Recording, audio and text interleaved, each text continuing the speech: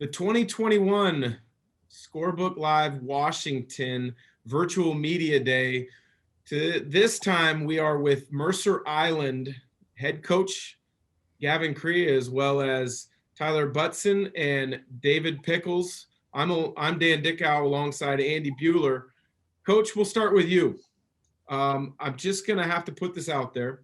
One of your players was early. I love the fact that you had a player that was early to a virtual media day. Is that one of the pillars of the Mercer Island program that you teach, accountability and always being on time? For sure. That's a Coach Pepple classic. If you can't be on time, be early. So, I'm not surprised with these two guys. They set the example for us, and they're both team captains, and they know the drill with the program. So, two great examples here with us today. And thanks for having us, by the way. Absolutely. Thanks for joining. And I know the Mercer Island program well. Tyler and David, you guys probably don't know this because I don't ever want to repeat it, but Coach Gavin will probably repeat it a lot. Played against Mercer Island in the state tournament way back in 1997. I know Ed Pepple well. I know Matt Logie well. Very tradition-rich program. Coach, what is it like when you see the tradition continue on? You guys are obviously able to play games this year. You've got a couple really good senior leaders. And how is it that you guys continue to pass their tradition down and the respect for the program all these years later? Oh, good question. Just trying to be consistent, I think just trying to create opportunities for our guys to flourish, to get better. That's been really difficult in this last year, of course. And so we've been challenged in that way. But I think that, again, these two guys here, David and Tyler, have set a great example. Whatever opportunities we did have to work in the off season, which kind of started maybe in the late fall, we took advantage of it, and these guys took advantage of it. And I know they were getting guys together, when they could in the summer and all that too. So I think just what allows us to flourish and to keep the program strong is just, first of all, guys wanting to be part of a tradition and taking the challenge to hold ourselves to a high standard. And I know that these guys take that seriously to carry on the tradition of the program and try to not just try to win, but try to do things the right way and let the results fall where they may. We're having a good little mini season here. We're 5-2, and we have a big game with Bellevue tonight. So our biggest rival, but yeah, just being consistent and just taking advantage of all the opportunities that we can. And these two guys have definitely done that.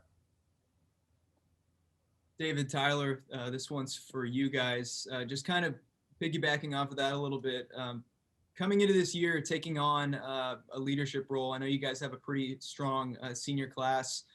What were your guys' emphasis as the season was approaching, and how did you want to really approach this season, this shortened season, from a leadership standpoint? Yeah, I guess I can start, Dave. So I guess maybe you guys may or may not know, but David and I were captains last year. So we had a little bit of experience leading the way and setting good examples for everyone else because we were captains last year.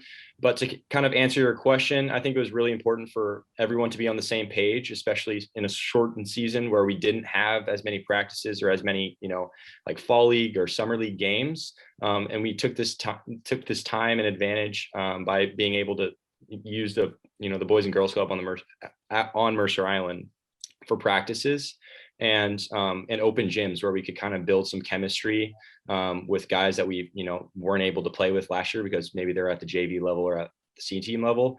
And not only did David and I really take advantage of that, but we kind of built a culture amongst our team is that it was expected that you were there, and it wasn't kind of like an option, but it was obligatory kind of. Yeah. And then furthermore, riffing off of what Tyler just said, when we were at those open gyms, when we were, groups of 4 that were getting together at elementary school hoops outside, we tried to make the culture very competitive. A lot of times it's easy to not take those open gyms very seriously and, just kind of goof around and whatnot. But, individually, both Tyler and I, we came and we worked hard, and that rubbed off onto the other players. And a great example is Jax Brady.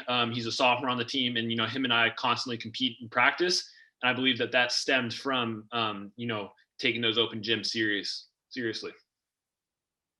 If I could just add one more, the thing that's about this senior class and a lot of strength of the Mercer Island program and other programs that are out there is that these guys have played together for a long time. And so I know that David and Tyler, grew up playing Hoop Fest together and stuff like that. And a good core group of these guys like have played a lot of year-round basketball together, and they just love the game. And so it gives us a little bit of an advantage when we step out there, that there's a pretty good chemistry. They pass the ball well to each other. They know each other's strengths, and they've been there before, and they care about each other. So I think that's one of the strong suits of the program too. David and Tyler, this question's for you guys. Washington was one of the last states across the country to open up and allow high school basketball to go. You guys are 7-8 games into the season.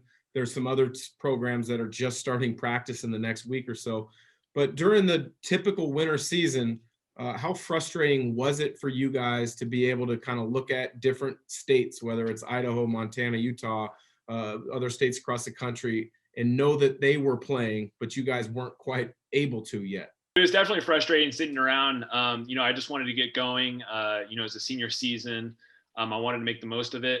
And I knew that it was obviously going to be modified in some way, shape, or form. It was definitely a lot of just looking at the calendar, saying, when are we going to start? When are we going to start? And then kind of adding on to what David was saying, it definitely was frustrating, and a lot of clock watching, especially since we were, at the local elementary school battling the cold and the rain while, some other states were in the gym playing. But honestly, I'm just so grateful that we even got the chance to play this year, and I got the chance to kind of prove myself. And David, as we can win, and we're a good team without guys like Adam Parker, Nigel, and the Wenzels, who were obviously a really big part of our success last year.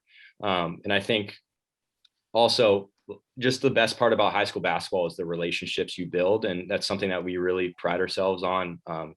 Having really good relationships with every single kid on the team. And that's something that Gavin and Shay and the other coaches really want us to, build.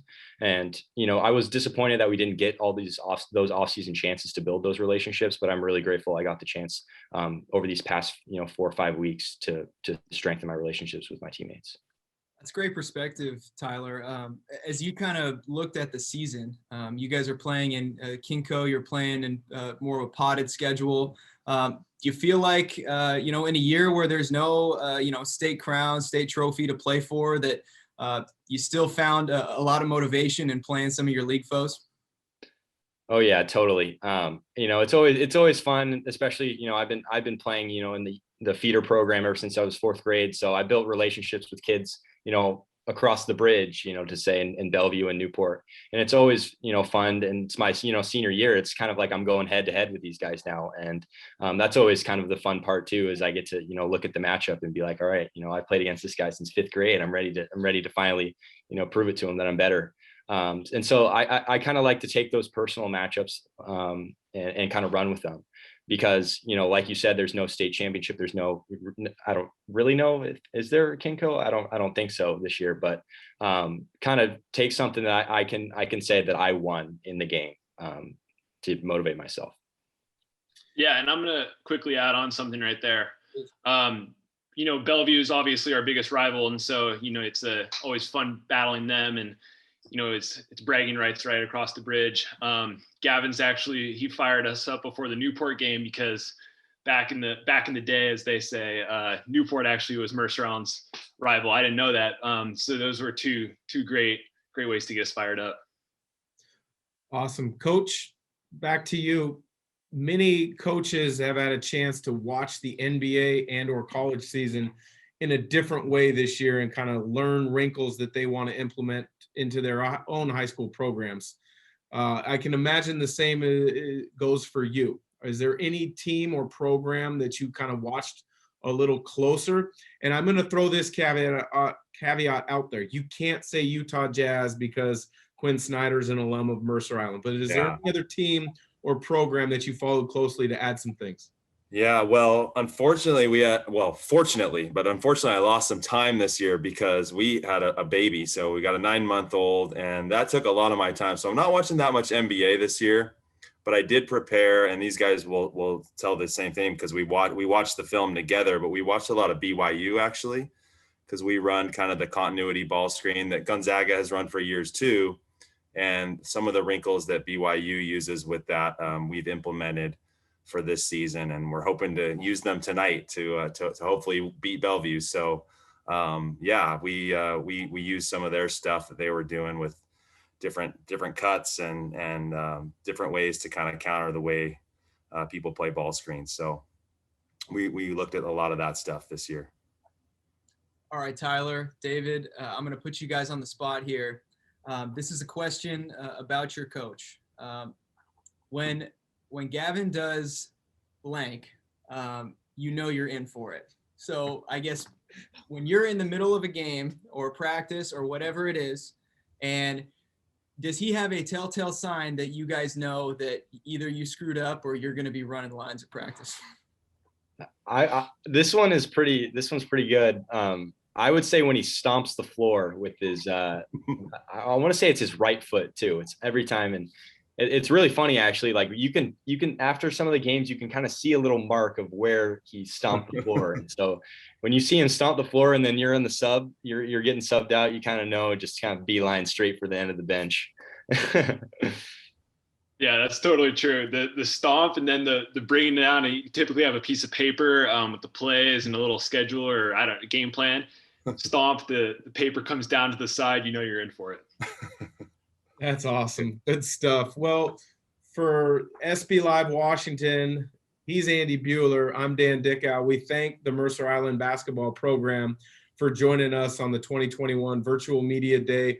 Wish we could have done this in person, similar to what we did a year ago. We all know that wasn't going to be the case this year, but I'm glad you guys have had a chance to have a season. So thanks again for joining.